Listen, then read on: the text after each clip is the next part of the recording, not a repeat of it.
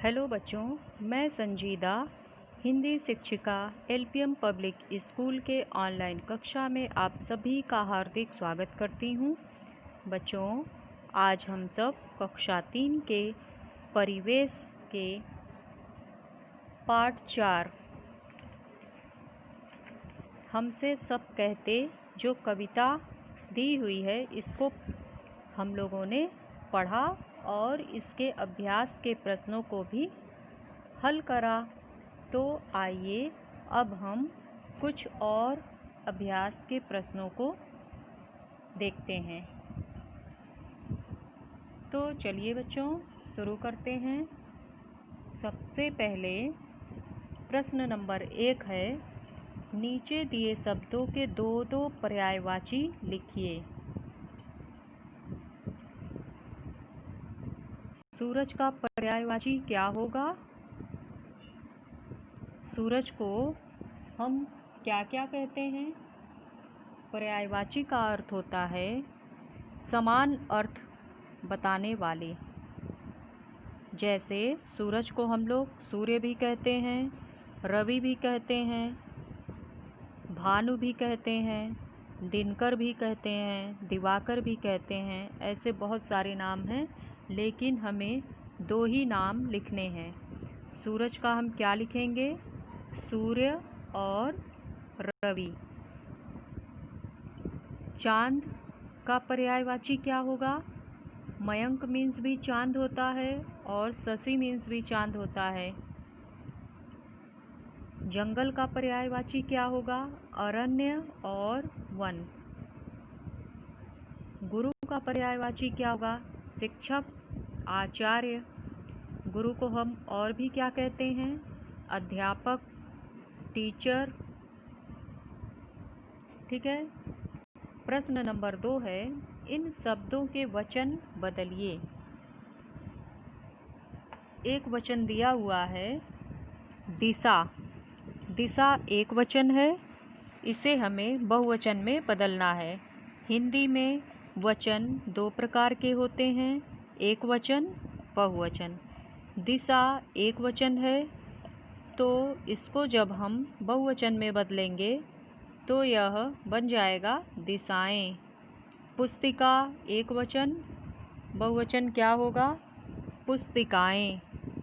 चींटी एक वचन, बहुवचन क्या होगा? चींटियाँ।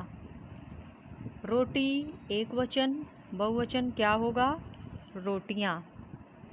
देखिए बच्चों, रोटी में ट पर बड़ी की मात्रा है और यह एक वचन है। जब इसे हम बहुवचन में बदलेंगे तो ट पर जो बड़ी की मात्रा है यह छोटी की मात्रा में बदल जाएगी और या के ऊपर चंद्र बिंदु लग जाएगा। र पर ओ की मात्रा है ही, तो रोटी एक वचन और रोटियां बहुवचन। प्रश्न नंबर 3 है, सही उत्तर पर सही का निशान लगाना है। जैसे व्यक्ति का नाम नहीं है, महात्मा गांधी तो व्यक्ति का ही नाम है। गोपाल ये भी व्यक्ति का नाम है। कलम यह व्यक्ति का नाम नहीं है। कलम क्या है? वस्तु का नाम है, इसलिए कलम पर सही का निशान लगा देना है। ख देखिए, शुद्ध शब्द है परनाम, परिणाम, प्रणाम। इसमें शुद्ध क्या है? तीसरा वाला देखिए, प्रणाम। इस ड़ में न छुपा होता है, इसको हम प्रणाम भी बोल सकते हैं। प्रणाम का क्या अर्थ होता है? नमस्कार करना। ठीक है। जैसे माँ सरस्वती को हम प्रणाम करते हैं। ठीक है बच्चों, प्रणाम पर सही का निशान लगाइए। ग में दिया हुआ है, इनमें स्त्रीलिंग शब्द नहीं है। बारिश। बारिश क्या है?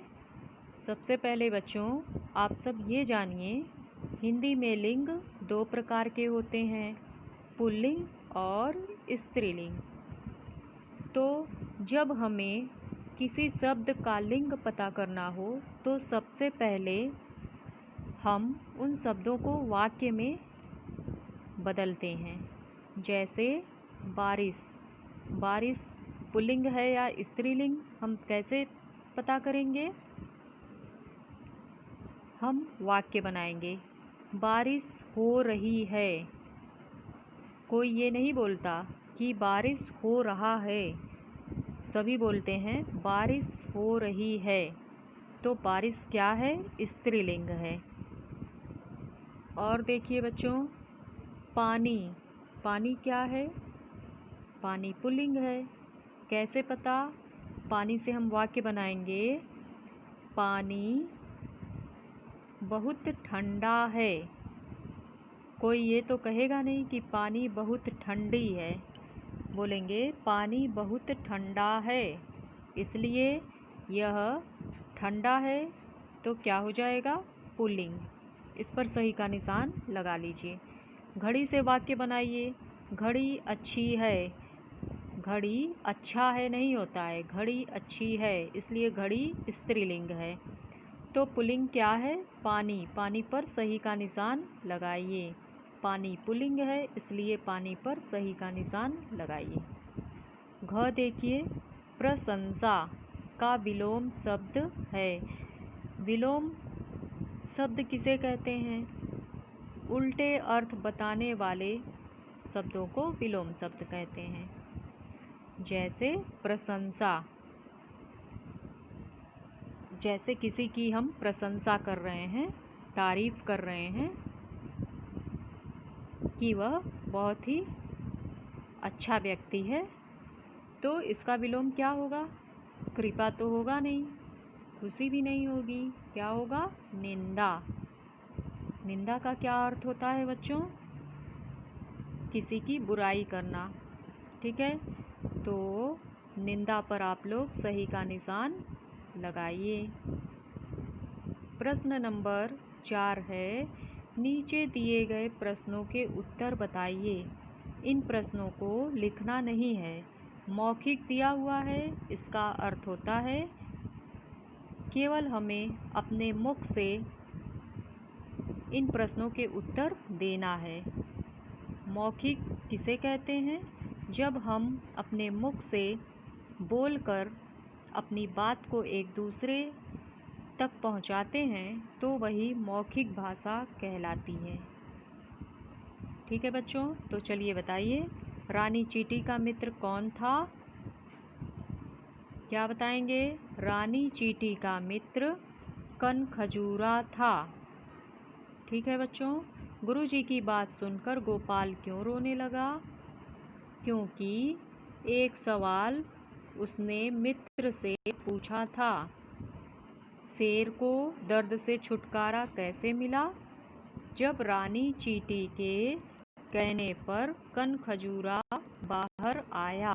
कनखजूरा शेर के कान में घुसा हुआ था, इसलिए उसे दर्द हो रहा था। जब रानी चींटी ने कहा तब कनखजूरा बाहर आया और शेर को दर्द से छुटकारा मिल गया।